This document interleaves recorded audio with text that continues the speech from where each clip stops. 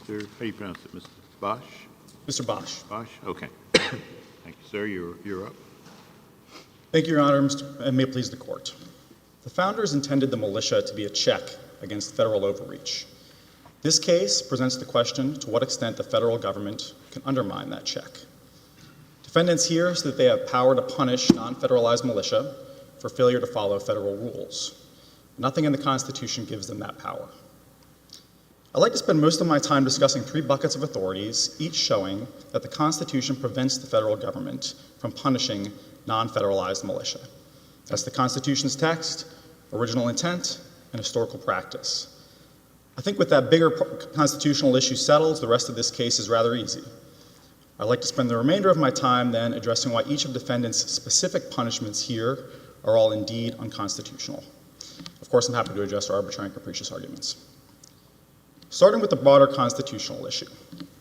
Article 1's second militia clause, the organizing clause, gives Congress three powers over non-federalized militia. Those are the powers to provide for arming, organizing, and disciplining these militia. None of those powers confers authority to punish non-federalized militia. The arming and organizing powers clearly do not confer that authority, and defendants do not say otherwise. Defendants say that the disciplining power gives them authority to punish, but, as our reply brief explained in some detail, discipline, especially in this context, and especially at the founding, referred to instructions, not punishment. So in your view, the federal government can provide rules of discipline for non-federalized troops, but cannot prescribe punishment. That's right, Your Honor. And I think that you draw that distinction how? We draw that distinction based on the facts that the organizing clause only gives Congress a governing power when it federalizes the militia. Until it federalizes the militia, it does not have the power to govern the militia. It only has power to prescribe rules for, or provide for arming, organizing, and disciplining the militia. They've hinged their argument on the disciplining power, I think, but in context, it's clear that the disciplining power does not give power to punish. And the organizing clause makes that especially clear because it gives the states authority to train their militia according to Congress's discipline. Now, that only makes sense if discipline refers to something like instructions, as we have said, because no one trains another according to a punishment. So what is the gist of the difference between discipline and punishment? Well, discipline in this context, at the founding era, when you're talking about military regulation, is rules it's a set of instructions for the militia to learn for preparation for combat, essentially. I think it's a stretch to say that vaccination could be one of those rules, but we don't challenge whether that's a proper rule of discipline here. We are only challenging whether the federal government has power to enforce that rule before they federalized the militia. As for the governing power, defendants here notably have offered no interpretation for what the governing power consists of. But why is it punishment? Thought it was conceded or not at issue that no, quote, discipline in terms of imprisonment or any other kind of onerous consequence that I might think about as punishment or discipline are at issue here. It's about the dollars and cents. So seemingly it's acknowledged that when federalized under the appropriate provisions, the government can put conditions on funding. And so there seems there's no dispute about conditioning the funding. So this is about money. So why is the reservation of funds, to an individual guardsman or the unit, why is that punishment when concededly, I think I read, the government is not saying a consequence of not being vaccinated is to be imprisoned, court-martialed, or anything that I might commonsensically think about discipline. So your term of art is punishment. So just kind of help me understand the dollars and cents aspect of the punishment. Certainly, Your Honor. Well, we recognize that they could impose, we recognize these are not the most onerous forms of punishment. They're not threatening to imprison anybody, that's right. Of course, under their argument, there's no reason why they couldn't escalate the punishments to include imprisonment. They don't seem to recognize that there's any limit on their authority to enforce their rules. But setting that aside, I also don't think that this is just about dollars and cents. There appear to be four forms of punishment that they're willing to impose on non-federalized militia who fail to be vaccinated. One is a court-martial. They've hedged to what extent they can actually do that, whether the punishment that comes out of a court-martial would have to comply with state rules. It's not clear what their position is here, but they've left. theory, that would be unconstitutional too, right? It would absolutely be unconstitutional. Court-martial a non-federalized National Guard member would be unconstitutional in your view. It would absolutely be unconstitutional for them to convene a court-martial for non-federalized militia, that's right. And there are three other punishments that they appear to have threatened. One is discharge, so that's not just dollars and cents. They're threatening to kick our militia members out of our militia, essentially. Another punishment that they've threatened is to say that unvaccinated militia members cannot train in Title 32 training, which is state-run training, with their colleagues. The final punishment, as Your Honor recognized, is this withholding of pay. And I think that withholding of pay is probably the trickiest of their punishments to characterize here. But you can avoid the constitutional issue entirely by just interpreting 32 U.S.C. 108 according to its plain text. That's the authority that they rely on to withhold pay. And 32 U.S.C. Section 108 says that they can withhold pay from a National Guard of a state. It does not say that they can withhold pay from individual members. If you interpret that according to its plain text, and we recognize that it's constitutional. It says you can withhold the money from the unit itself in whole or in part. So if the money can be withheld from the unit as a whole, and the language says in whole or in part, why does it necessarily follow that you can withhold the money from the unit itself, and with the language in whole and part, an individual is a part of the unit? So why does it follow that that's the dividing line? I take your question, Your Honor. 32 U.S.C. Section 108 is not a model of clarity. But we would argue that you should interpret it in a way that does not raise a constitutional problem by applying it to individual guardsmen. And I think that the text is consistent with that. In fact, I think the most compelling reading of the text is to say that in whole or in part modifies the word barred. So a state can be barred in whole, or a state can be barred in part from receiving funding from the federal government.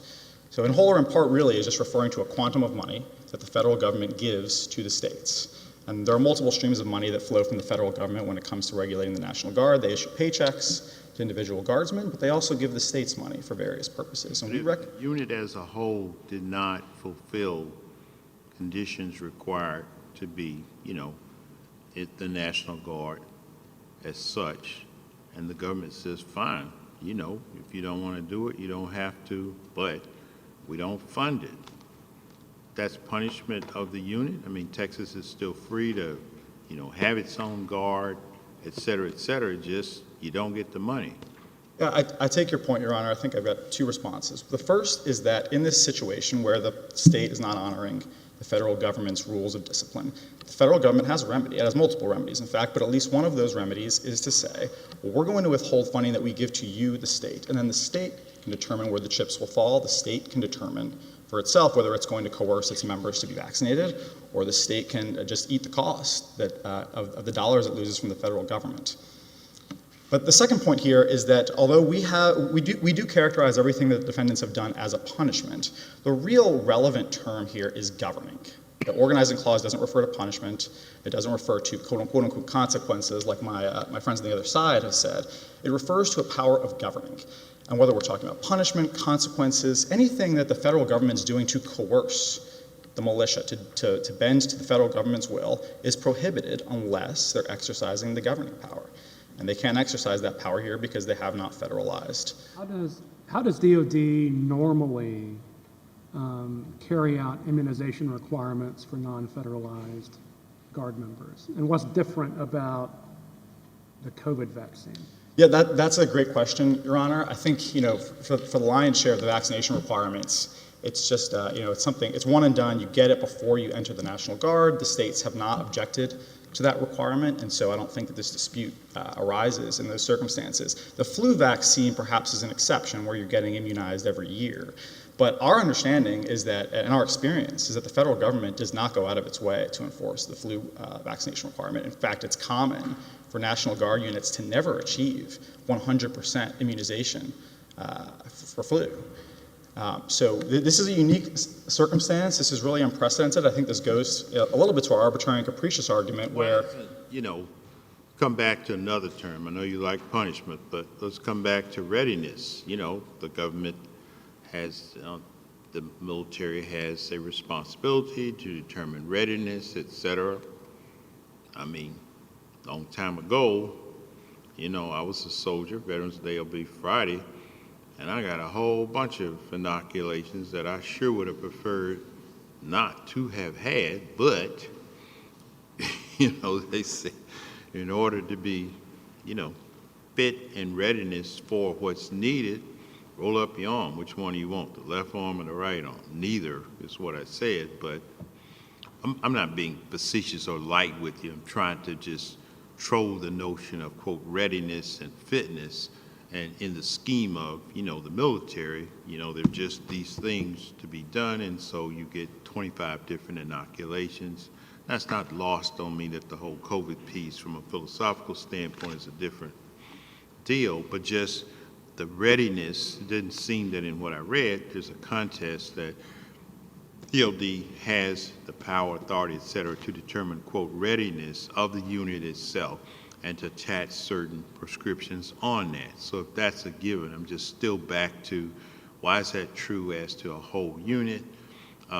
If you don't choose to do it, then X, but you draw this line that can't attain to an individual who must also be ready in terms of performance. You understand what?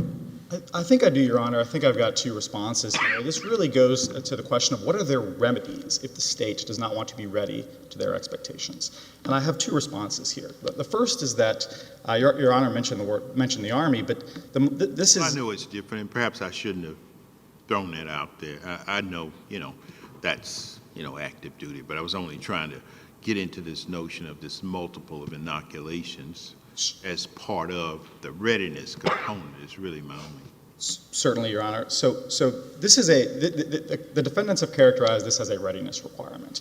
The lion's share of readiness requirements the state of Texas complies with. Admittedly, we don't want to comply with this one, or we don't want to force our militia members to comply with this one, but the states can go quite a bit further insofar as not complying with readiness requirements. In fact, the states can say, we're not going to train our militia altogether. And I don't think there's anything exceptional about that. Let me quote Justice Johnson at page 37 of Houston versus Moore. Justice Johnson said that if the states will not officer or train their men, there is no power given to Congress to supply the deficiency. That's essentially what we're talking about here. They're saying that the vaccination requirement is a training requirement, essentially, perhaps an attenuated training requirement, but they have no power to supply the deficiency if the states will not enforce that requirement for them. And I don't think that there's anything exceptional about that. The defendants have multiple other ways. They have multiple remedies and multiple other ways to defend the nation.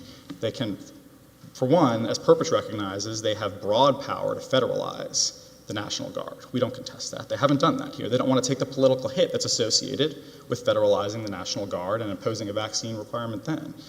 They could also they also always have the power to draft individuals if they feel that the volunteer force they have is insufficient. There's no hint of that here.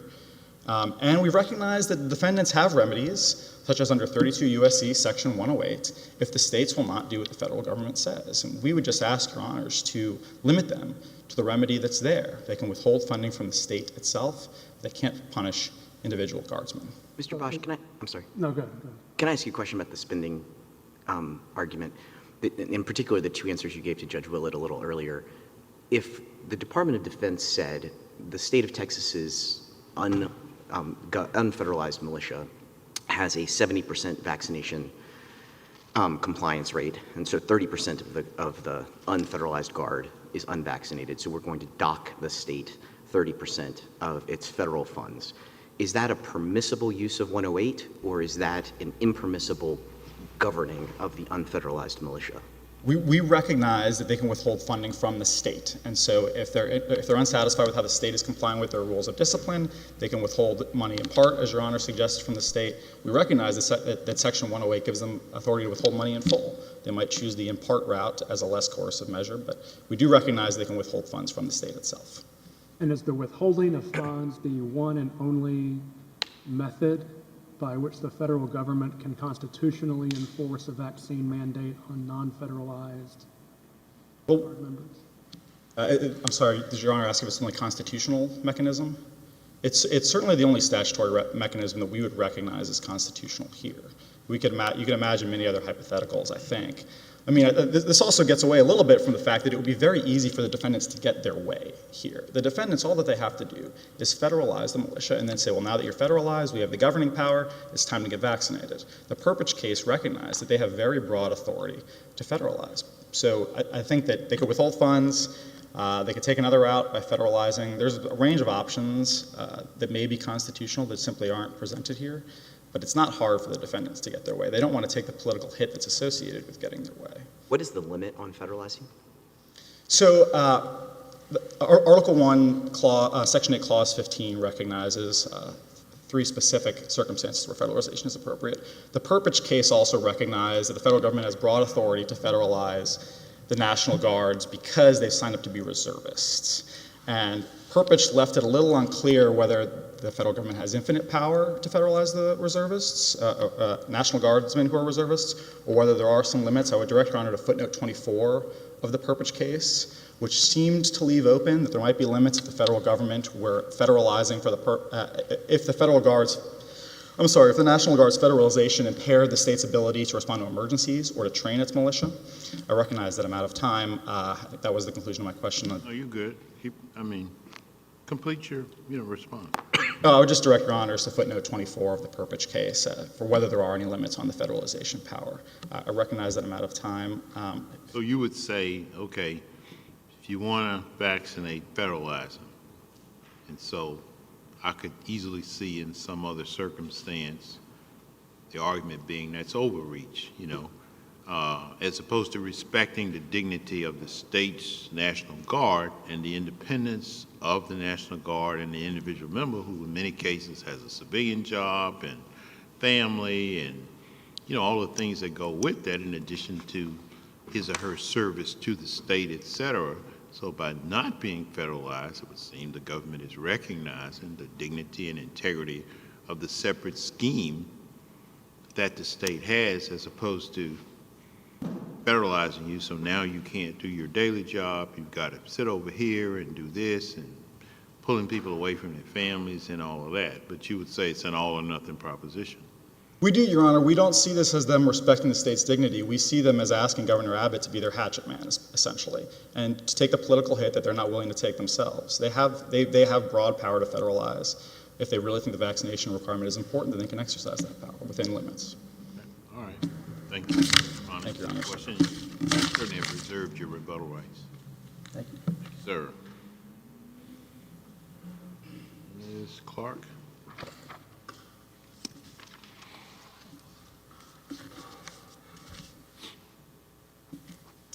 May it please the Court, Sarah Clark for the United States.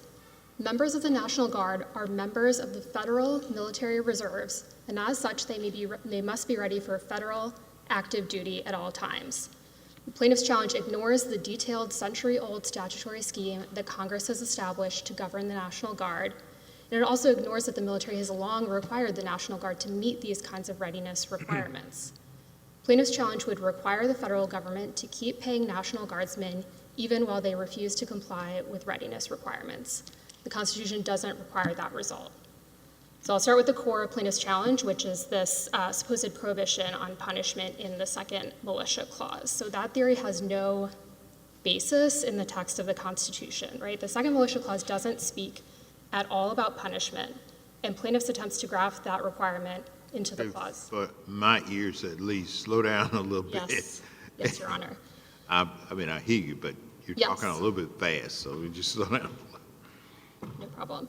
So plaintiff has two main textual arguments as to why punishment is off limits to the federal government when the National Guard is not federalized. So their first, and I take their main argument to be the idea that certainly the federal government can punish the National Guard when they're federalized under the governing power, and from that they extrapolate that it can't have that power under organizing, arming, or disciplining.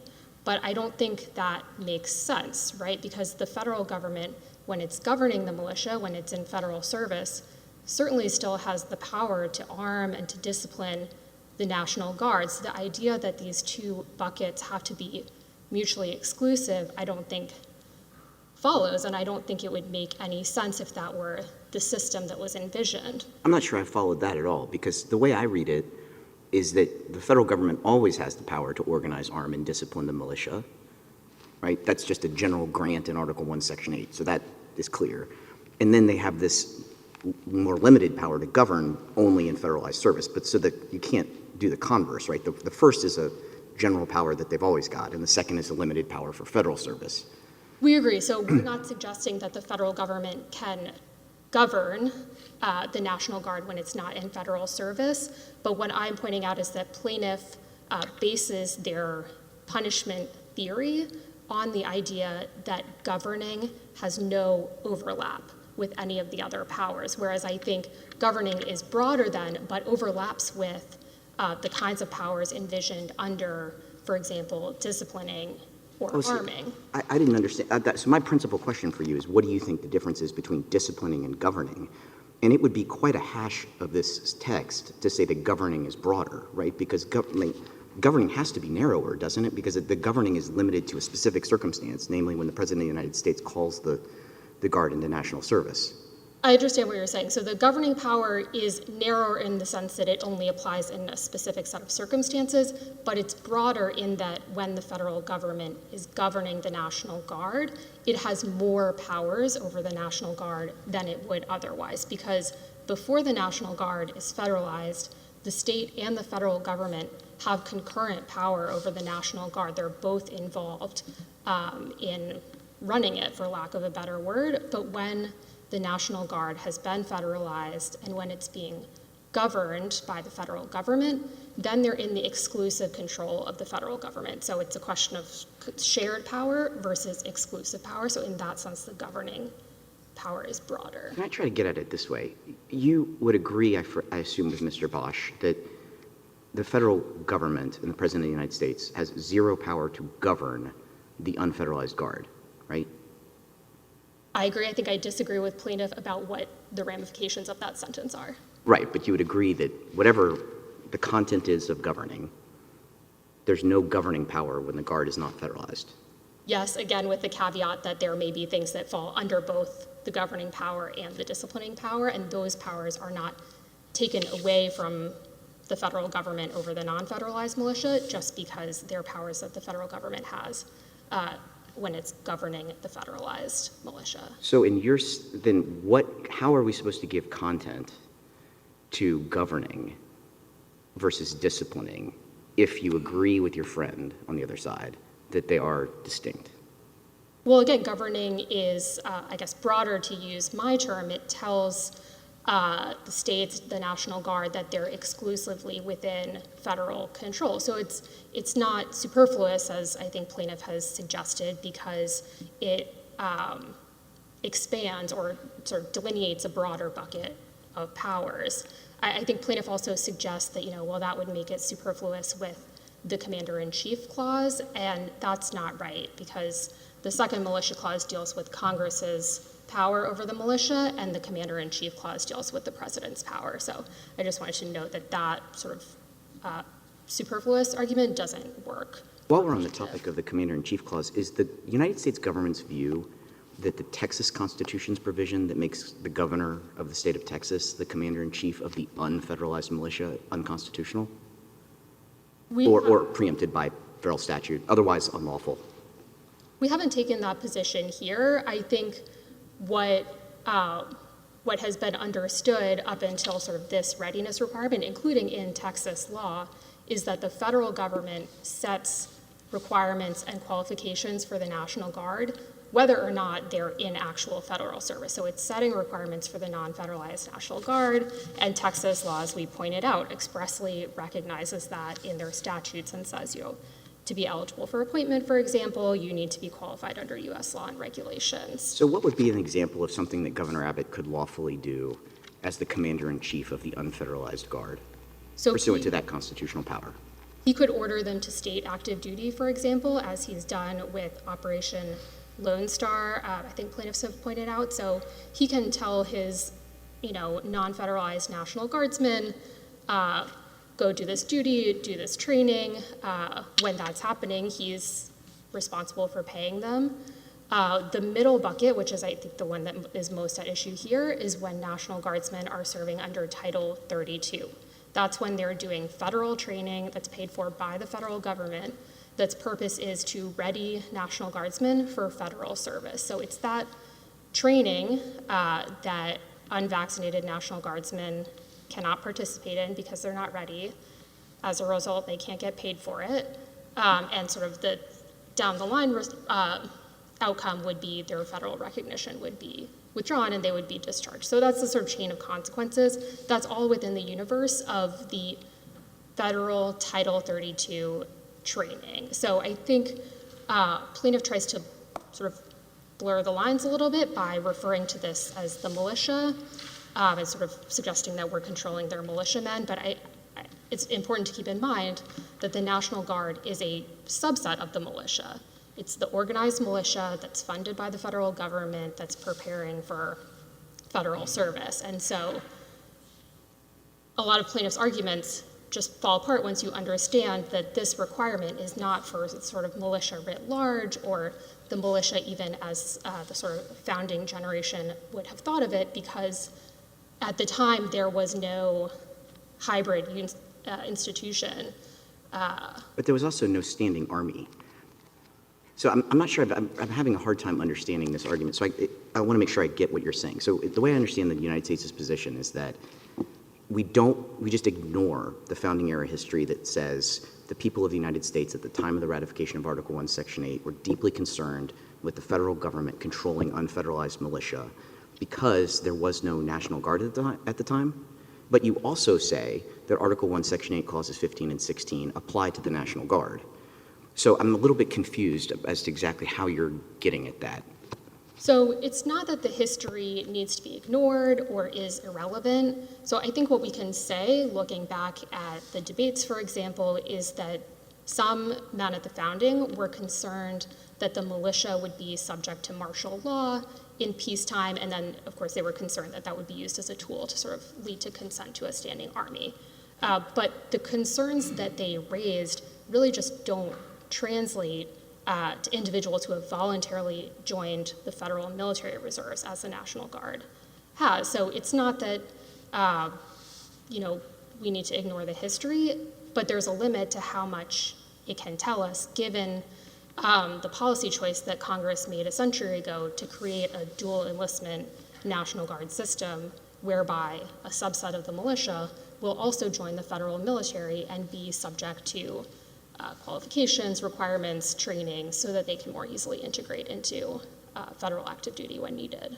But you still agree that the whatever limits, I realize you have sharp disagreements about what those limits are, but the agreements of Article 1, Section 8, Clauses 15 and 16 apply to the National Guard. Yes. Notwithstanding the fact that there was no National Guard at the time of the founding. Right, because the National Guard is a subset of the militia, and the second militia clause is concerned with the militia. So Congress has explained, right, that we have the organized militia, which is the National Guard, and then we have the unorganized militia, of which, for example, the State Defense Force, the Texas State Guard, is a subset. So I think that, too, just underscores that the state's militia power is not being improperly infringed by the federal government setting requirements for Federal Reserve members. They can continue to have their state defense force as they do. They can build it up further.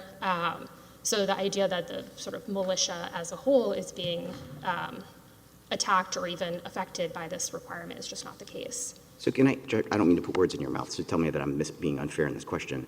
But if I'm understanding this last argument, it is that the United States government agrees that it could not court-martial a member of the State Guard, but it can court-martial part of the unfederalized National Guard.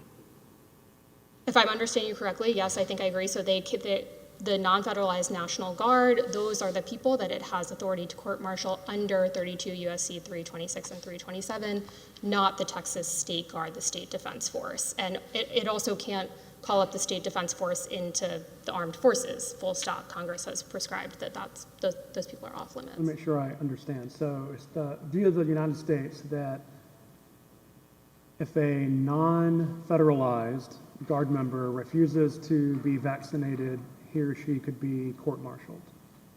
So this is an important distinction. So 32 U.S.C. 326 and 327 authorize court-martial for non-federalized National Guardsmen.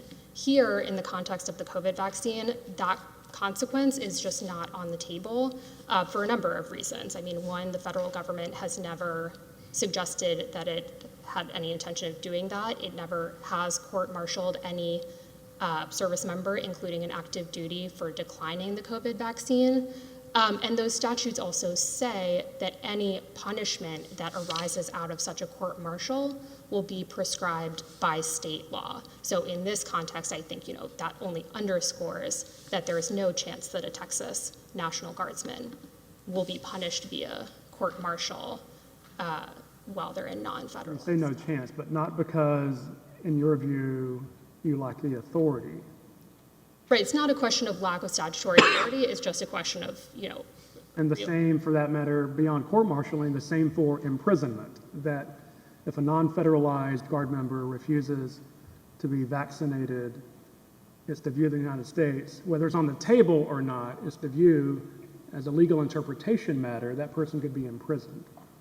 So again, flagging that here, I don't think there's any possibility Texas state law would prescribe that as a punishment for refusing the vaccine, and setting aside the fact that the federal government has no interest and never has court-martialed anyone for refusing the vaccine, then I think there is sort of like down the chain of possibilities a potential for imprisonment. But if that, if that nub were sort of a problem, it wouldn't warrant the kind of relief that plaintiff is seeking here, because most of the consequences that they focus on are just the administrative results of failing to meet a readiness requirement. So it could be the COVID vaccine, it could be you haven't had your dental exam.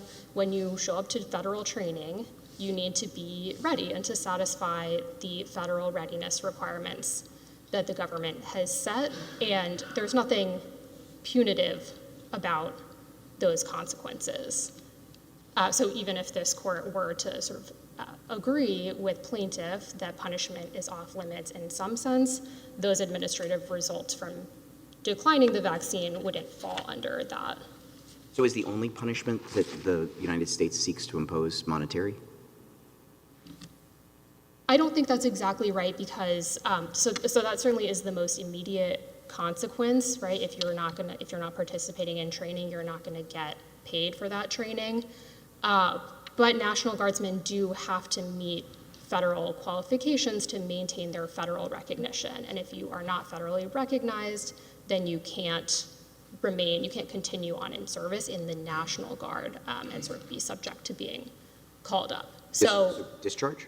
So it would result in discharge, yes. So if you don't meet qualifications, your federal recognition is withdrawn, and then you will be discharged. So 32 U.S.C. 322 through 324 sort of lay out that. Do you have an example, and I'll take anything from the debates or any founding era source, that suggests that the President of the United States can discharge a member of the unfederalized militia? So an example from the founding era. Anything from the 18th century? So I just don't think that concept translates, because either the militia at that time either was in federal service, so it would be falling outside the bucket that you're discussing, or they were essentially just the sort of citizens living their lives and doing occasional training, so there was nothing to be discharged from. And even today, of course, you can't be discharged from the militia writ large, because the militia is just able-bodied men between 17 and 45 who are U.S. citizens, essentially. You can, however, be discharged from the federal military, and because every National Guardsman has enlisted in the federal military, you can certainly be discharged from that body. So the reason why I think there wouldn't be an example from the 18th century is because there was no sort of body of men that would be subject to that. There was no one to have that recognition taken away from. It's hard to understand how that's true, given that if there's no standing federal army, there are organized state militias throughout the 18th century, which is why there are so many people objecting throughout Eliot's debates over the idea that the President of the United States could court-martial those people.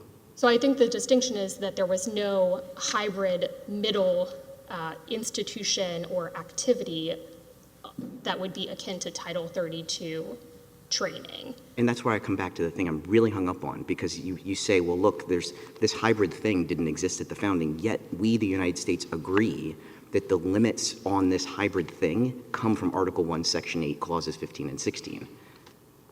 So I don't understand what the limits are.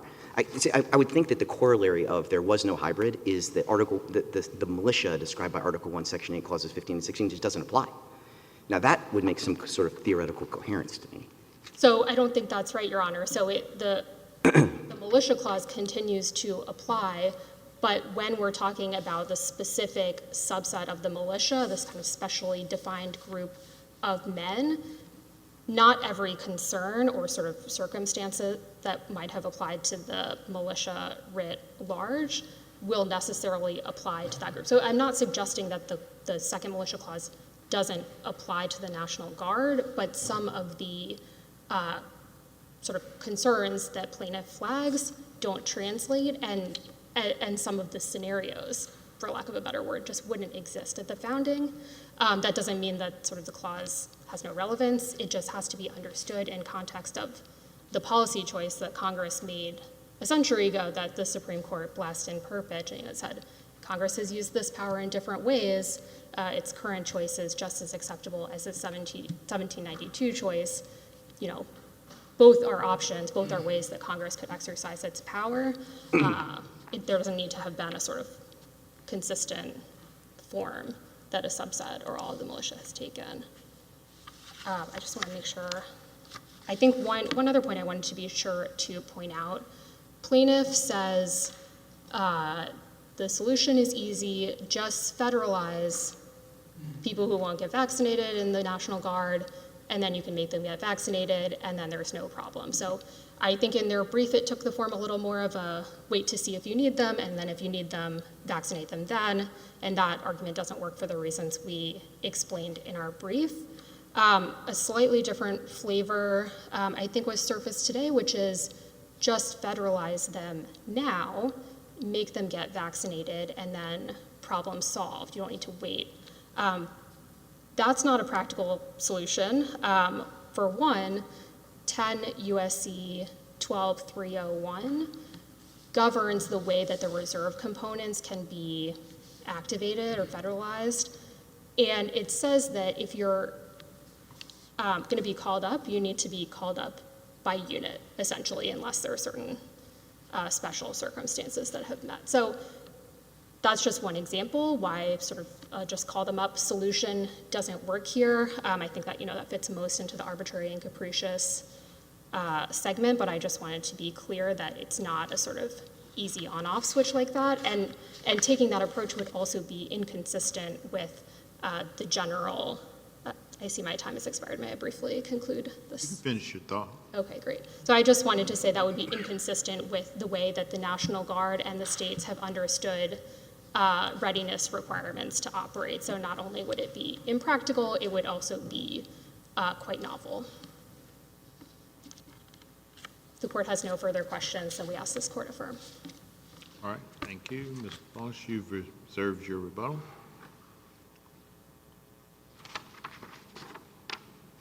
Thank you, Your Honor. 4 brief points. Their position appears to be that we've organized the militia, and therefore we can govern the militia. But that's not what Article 1, Section 8, Clause 16 says. It says they can govern the militia only when they federalize the militia, and here there seems to be no dispute that they have not done so. They say the National Guard is a hybrid organization, and therefore different rules apply than applied to the organizations that existed at the founding. But they recognize that the organizing clause still controls here, and so I don't see how the fact that they've organized the militia into various components gives them additional power they didn't have at the founding. Along those lines, I still think we've heard no answer to what the governing power actually consists of. If I understood my friend on the other side today, it sounds like what she was saying is that when the Guard is not federalized, the states and the federal government have overlapping powers, but when the Guard is federalized, the federal government's power is exclusive. But the organizing clause uses the term governing as distinct from arming, organizing, and disciplining. So you would think that means something different, and new powers arise when the federal government federalizes the militia. I don't think my friend on the other side identified a single new power that arises under the governing power.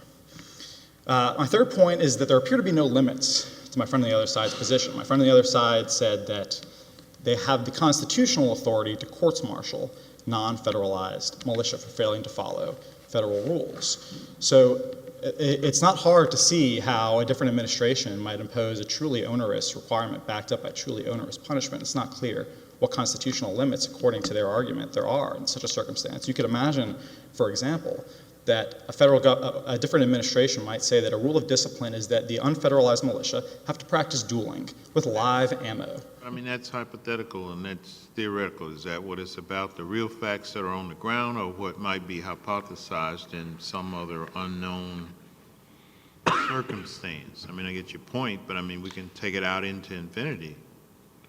I think that's the problem with their argument, is that there doesn't appear to be any stopping point from taking it out to infinity. They said that they can courts-martial non-federalized militia members. I don't see why they can't imprison them under their argument. So our position has a clear stopping point. They can punish them when they federalize them, but they can't do so before. If you take my friend's point from the other side about their power to punish non-federalized militia, they can destroy the militia as an institution altogether, violating the promises that the founders made to George Mason and the Anti-Federalists about the militia. My final point is that I think I heard my friend on the other side refer to Title 32 training as being federal. It's correct to say that Title 32 training is paid for, or individual guardsmen are paid by federal dollars when they participate in Title 32 training. But Title 32 training is conducted by the states. That's a direct quote from ROA 419, Defendant's Declarant. Title 32 training is conducted by the states. It's consistent with the organizing clause's express textual commitment of the training of non-federalized militia to the states. So I don't think that the mere happenstance that they're being paid by federal dollars gives the federal government a power to punish them. Again, the organizing clause gives them power to arm non-federalized militia, and you could think of Title 32 training as a form of essentially arming them, preparing them, teaching them the rules of discipline, but that does not give them a power to then govern them before they're federalized. If Your Honors have no further questions, I'll relinquish the remainder of my time. All right. Thank you, Mr. Baasch. Thank you. Appreciate your briefing and argument. Thank you, counsel on the other side. Case will be submitted.